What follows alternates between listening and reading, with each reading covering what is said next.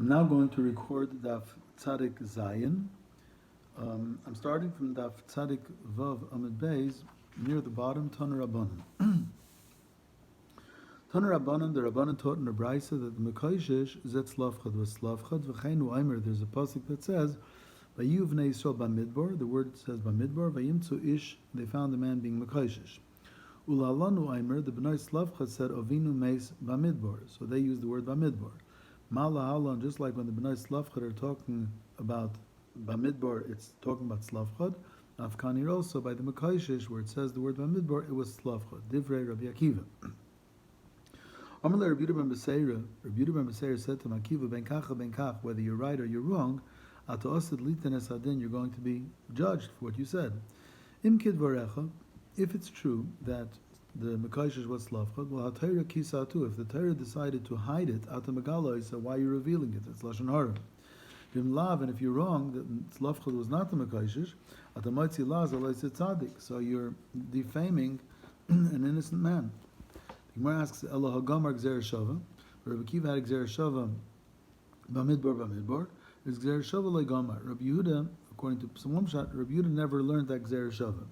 Rabbi Yehuda ben Beseir. So Taisvus asks, so if Rabbi Yehuda ben Beseir never learned that Gzer Shava, and Ein Adam done Gzer Shava me'atzmai, Elam kan kibla mirabbai, why didn't he now learn it from Rabbi Akiva? Taisvus says, because he had a quota, there's a quota, how many Gzer Shavas you can have, and Rabbi Yehuda ben Beseir already had his quota. Elam he'echava, it does say in the Torah that the B'nai Slavcha said b'chet ha'emes, that he did die due to sin. So what sin could it have been? The Torah says mivayapilu, after they sinned by the Meraglim, Hashem said they should not go up the mountain to fight against the Canaanim. And vayapilu la'aloi salahar, they did go up, they did disobey Hashem, and some were killed. So Slavcha was one of those. And there's no kasha. So then how come if the Torah didn't say Slavcha was min hama'apilim, how come you Rabbi Yehuda ben Beseir is revealing it? The Torah says, because the Torah says Slavchat sin, it doesn't say what. If unless you have proof, don't blame him for being a Mechal Shabbos. Don't call him a Mekaishish, but something he did. The smallest of the sins we can find that he might have done was to be min hama'apilim, to go up the mountain when Hashem said to draw back. Ki yotze b'davar, a similar conversation between Rabbi Akiva and Rabbi Yehuda ben Beseir, Ato Eimer, we find in this week's parsha. After Aaron and Miriam spoke Lashon Hara about Moshe Rabbeinu, v'yichar af Hashem bam v'yelech, Hashem was angry at them. Malamed, it teaches us Shaf Aaron nitztara. The bum, even Aaron had tzaras. Divrei Rabbi Akiva. Amalei Rabbi Yehuda ben Beseir says to Akiva, ben kach. If you're right or you're wrong, ato asid litin asadin, you're going to be held responsible for what you said. Im kidvarecha, if you're right that Aaron did have tzaras, HaTorah kisatu. The Torah, however, covered it up. It didn't say so. Ata megaloi, so why are you revealing it? That's Lashon Hara. In lav, and if it's not true, ata moitzi lazaloi tzadik, it's moitzi shemra. To say that Aaron was a Mitzvah when he wasn't. El hoksiv bam, but it says vayichar af Hashem bam. Sure, ahu ben azifa ba'alma. Hashem was angry at both of them. But according to Rabbi Yehuda ben Beseir, Aaron never became a Mitzvah. Tanya, we learned in a Braisa, Command Omar Aaron Nitztara. We learned a Braisa that Aaron did have tzaras, like Rabbi Akiva said. The Chsiv Vayifen, it uses the word Vayifen, Aaron al Miriam, V'inay Mitzaras. Aaron turned towards Miriam, and she was a Mitzvah. Why does it have to tell us that Aaron turned?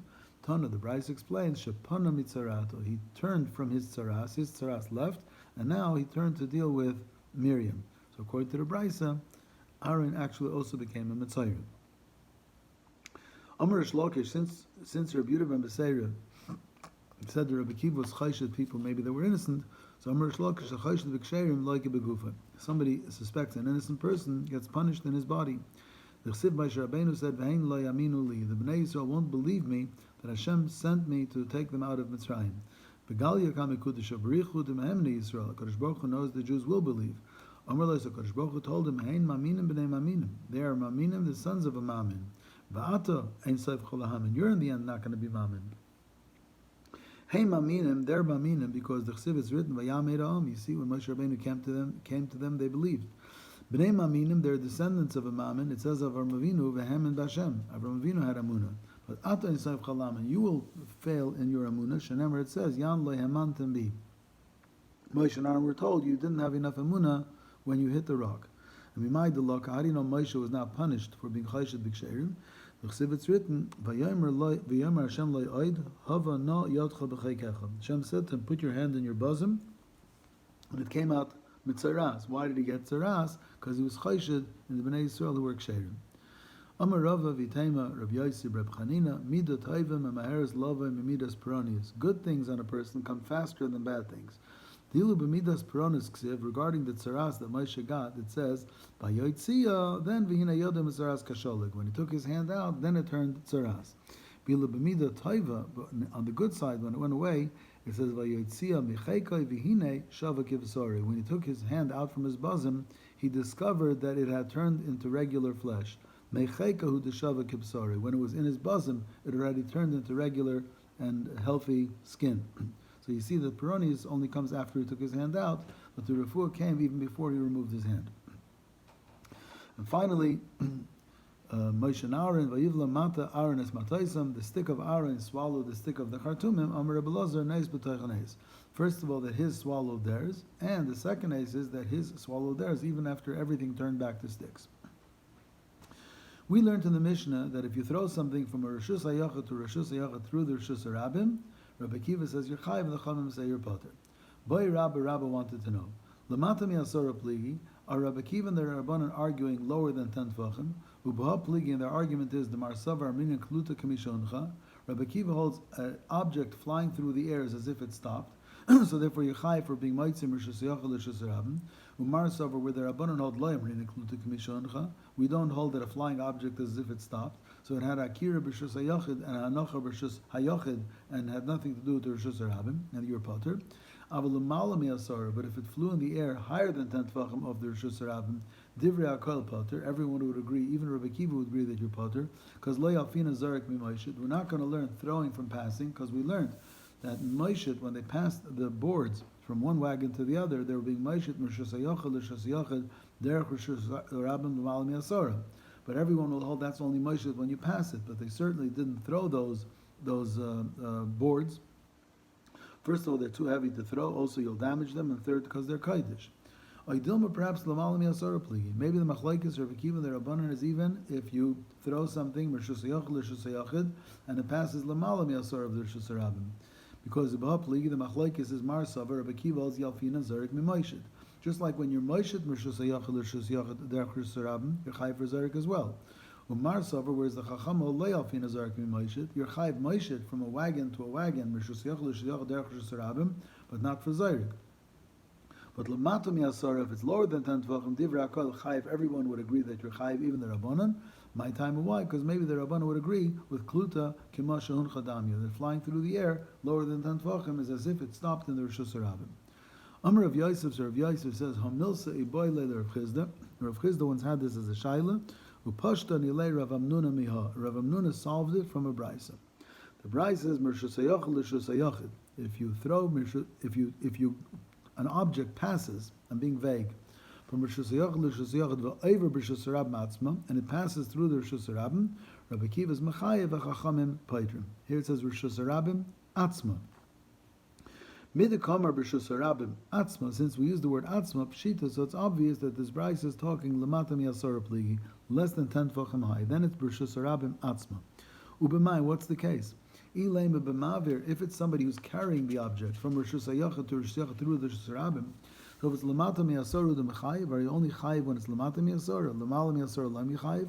Wouldn't Rabbi Akiva be mechayiv you lamalam yasara as well? If Rabbi Akiva holds when you're going through the rishus harabim, it's as if you stopped. So it certainly makes no difference whether you stop lamata or lamala.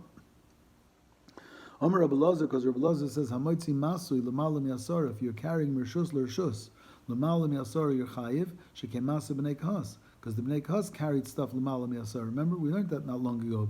Either they were carrying a 10 amahai mizbeach, they certainly carried it more than 10 tvachim off the ground, or they even carried the arayin, which was 10 tvachim in total. But since they lifted it, they carried it more than 10 tvachim off the ground. Over the top of the aron for sure was more than 10 tvachim off the ground, because the whole aron was 10 tvachim. So therefore, it's obvious that if somebody would be carrying an object, Elamai, we're talking about zayrik, we're talking about throwing. And the Brayso used the word atzma. So it sounds like in matam yasor the you're only chayiv under asor tvachim. Why? Because Rabbi Kiva holds of kluta, and the Chachamim don't agree. But lamala me'asara la mechayiv. But if it would be higher than 10, even Rabbi Akiva wouldn't be mechayiv.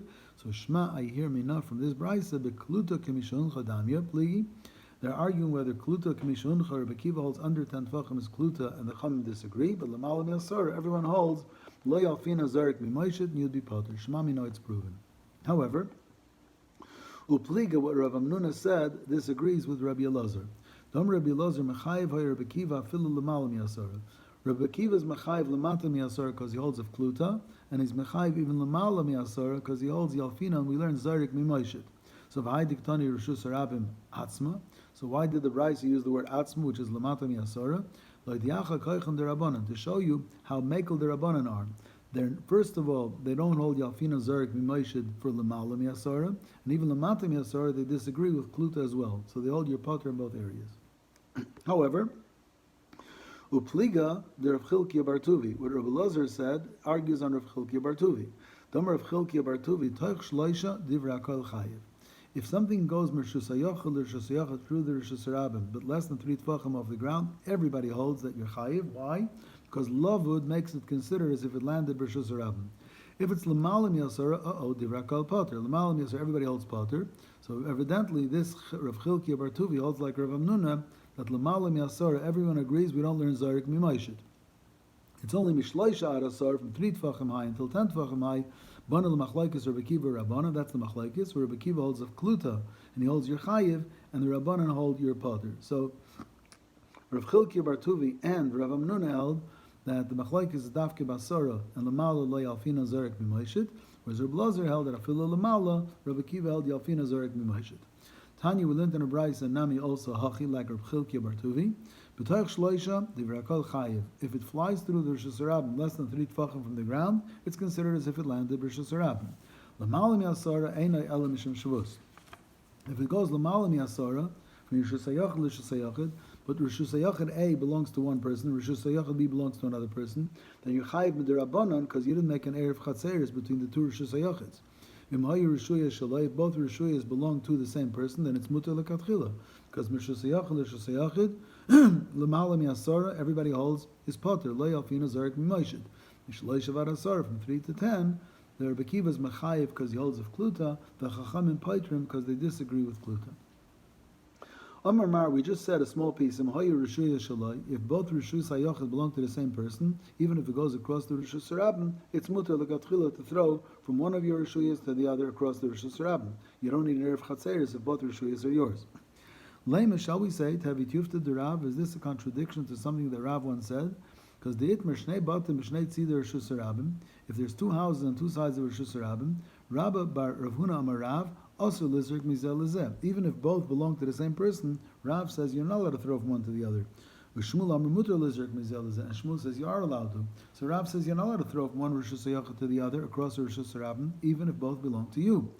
The Gemara answers very simply. Lav mi akimna lahi. When Rav said it's aser, we explain kind of midli chad metati chad. One roof is higher, one roof is lower.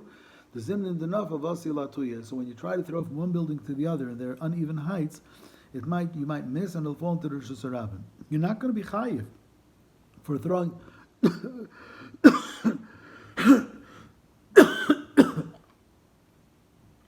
You're not going to be chayiv for throwing Rishus HaYochel Rishus HaRabim, because you want to throw Rishus HaYochel Rishus HaYochel. So when it lands in Rishus HaRabim, that's misasek and your potter. But if it lands in the Rishus HaRabim, there's exer, you might come to carry it. That's why Rav says you're not allowed to throw Rishus HaYochel Rishus HaYochel, even if they're both yours. But if they're at an even height, then Rav would hold, you're allowed to l'katchila. The Brayso would hold, and Rav would hold, l'katchila, you can throw from one to the other. Omer Rav Chizla Rav Amnuna, Amri la Samsei Rav Amnuna said to Rav Chizla, Mino milsa dam rabbanan, kol pachas mishloisha kalavadami. Where's the source? The less than 3 tefachim is considered like it's on the ground. Omer lei, so he said it's a svar, lefi she'ef shelo l'rishus harabim shetiloket b'malket or hit me. The Rishus HaRabim cannot be paved with a plane, so therefore there's lumps and bumps, and therefore since some of the bumps are 3 tefachim high, so anything less than 3 tefachim is considered the surface of the Rishus HaRabim. Yihochish lo yishanami. Then sometimes the bumps in the Rishus HaRabim are more than 3 tefachim high. So why is only a 3 tefachim height considered part of the Rishus HaRabim? B'sulah furthermore, haditanan, there's a Mishnah in Sukkah. If you're weaving your walls of a sukkah from the schach going down to the ground, If the wall doesn't reach the floor, it's more than 3 tvachim of the ground, it's puzzle. But if the distance from the bottom of your wall to the bottom of the sukkah is less than 3 tvachim, it's kosher. Over there, it has nothing to do with the surface of the Rishus Harabim being bumpy.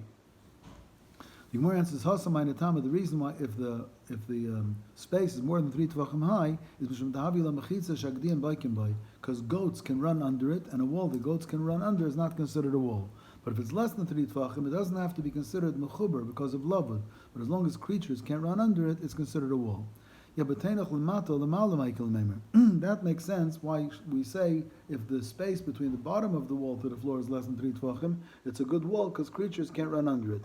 When you make, let's say, a sukkah and your schach is less than 3 less than 3 tvachim away from the wall, why is it considered that your schach is lying on the wall? That has nothing to do with bumps or reshus harabim. That has nothing to do with creatures being able to run in and out. Again, if you have horizontal schach and it doesn't quite reach the wall, but it's less than 3 tvachim, we say lavud.